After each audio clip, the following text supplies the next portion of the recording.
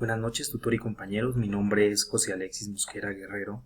Estudio agronomía en el CEAT de Popayán y para esta primera tarea de microbiología de suelos en base a explorar la diversidad microbiana y su ecología asociada a la agricultura, daré respuesta a las preguntas orientadoras.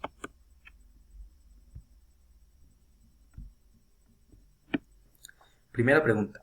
Establecer la diferencia entre ecosistema, hábitat, comunidad microbiana y gremio. Un ecosistema es un área o lugar en la que múltiples especies interactúan entre sí y con el medio abiótico en el que vive. El hábitat. El hábitat es un espacio que reúne las condiciones necesarias para que un microorganismo pueda realizar su ciclo de vida. Comunidad microbiana. Aquellas son poblaciones de microorganismos, las cuales interactúan entre ellas y realizan actividades dentro de la comunidad. El gremio. El gremio son las poblaciones de microorganismos, pero aquellas que están metabólicamente relacionadas. Diga cómo se clasifican los microorganismos en función de la exposición al oxígeno, la exposición a la luz, las condiciones de temperatura, la fuente de carbón y fuentes de energía. Los microorganismos tenemos que se clasifican en función de la exposición al oxígeno, como aeróbicos, anaeróbicos y organismos facultativos. Los aeróbicos son aquellos que requieren el oxígeno, los anaeróbicos no lo requieren y los organismos facultativos pueden desarrollarse en presencia o ausencia de oxígeno. Tenemos que los microorganismos se clasifican en función a la exposición a la luz, como comunidad 1, comunidad 2, comunidad 3. En la comunidad 1 está la zona fótica, en ella se encuentran los fotótrofos oxigénicos. En la comunidad 2, la zona óxica, están los aerobios facultativos. Y en la comunidad 3, los sedimentos anóxicos, en ella están las bacterias reductoras de hierro y azufre. En función de las condiciones de temperatura, tenemos lo que son los mesófilos, los psicrófilos y los termófilos. Los psicrófilos requieren temperaturas bajísimas, de menos 5 a 20 grados centígrados aproximadamente. Los termófilos requieren temperaturas mayores, pueden soportarlas mayores a 45 grados centígrados. Y los mesófilos entre 20 y 45 grados. En función de la fuente de carbón tenemos los quimiolitótrofos y los quimiorganótrofos. Dentro de los quimiolitótrofos están aquellos que tienen energía por medio de dióxido de carbono y dentro de los quimiorganótrofos tienen la energía mediante compuestos químicos y orgánicos.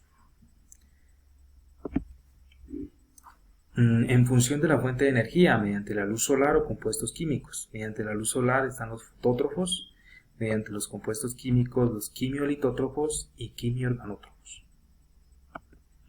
Tercera pregunta. Explica el concepto de microambiente empleando el ejemplo de microambiente de oxígeno en tierra. Tenemos que el microambiente es un ambiente muy reducido en el cual viven los microorganismos. Aquí tenemos el ejemplo de la partícula de tierra, la cual está compuesta de varios microambientes en los que la cantidad de oxígeno varía muchísimo. Es por ello que pueden haber zonas óxicas y anóxicas en las que pueden convivir microorganismos aeróbicos, microaerobios y anaerobios. 4. ¿Por qué se da la competencia entre microorganismos en el suelo y por qué favorece cooperar? Las competencias se dan por los mismos recursos y por el nicho o hábitat en el que conviven. Esto es negativo para los microorganismos. Por otra parte, cuando los microorganismos cooperan, aunque entre ellos no se necesiten, sí pueden lograr beneficios para ambas partes, como por ejemplo, un mayor crecimiento. 5. Defina rizósfera y argumente su importancia y el efecto rizosférico. La rizosfera es la zona de suelo más cercana al sistema radicular de la planta, entre 1 y 3 milímetros. Esta zona es la que tiene mayor cantidad de microorganismos. Es importante el efecto rizosférico dado a que mediante la interacción del sistema radicular de las plantas, los microorganismos y los nutrientes del suelo, se logra suelos más ricos, suelos más fértiles, que permiten que la planta pueda desarrollarse y crecer, las cuales aportan sustancias vitales para los microorganismos.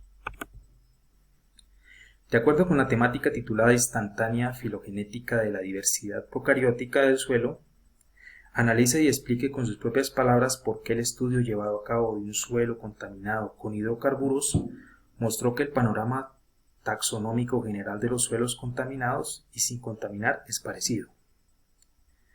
Tenemos que aunque las proporciones filogenéticas de un suelo contaminado y de uno sin contaminar sean parecidas, las especies que contienen ambos filos pueden variar.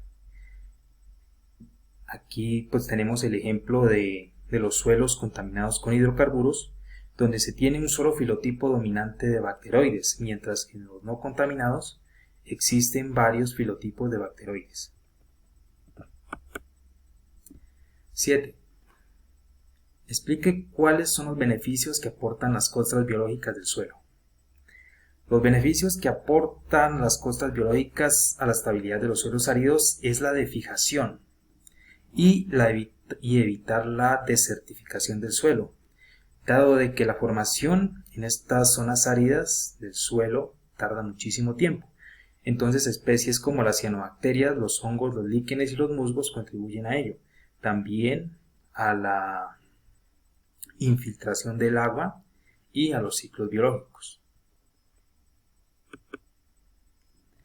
De acuerdo con la lectura sobre biomasa microbiana del suelo, nombre 3 factores claves que controlan las dinámicas de la biomasa microbiana.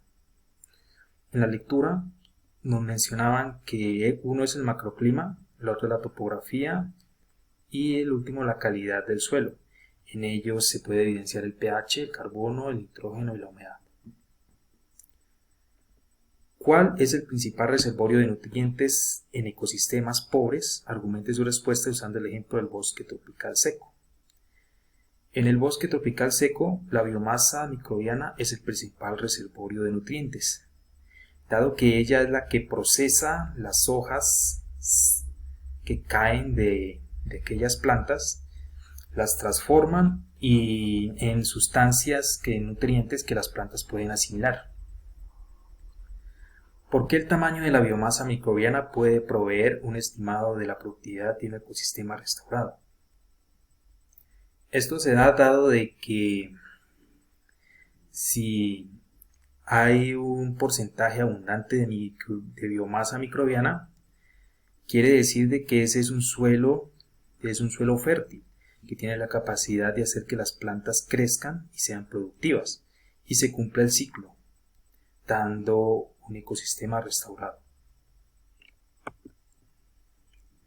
Compartir con sus compañeros al menos una idea que considere relevante y que aporte al tema de estudio de la unidad a la que corresponde la tarea. Una idea relevante es que los microorganismos presentes en la biomasa microbiana son fundamentales para la agricultura, dado a su labor de permitir que de su interacción con los sistemas radiculares de la planta, permitiendo así que hayan suelos fértiles, mejorando la productividad y el crecimiento de las mismas. Por tanto, su conservación es de gran importancia y para ello pueden realizarse actividades basadas en buenas prácticas agrícolas. Este es el pantallazo del software Turnitin.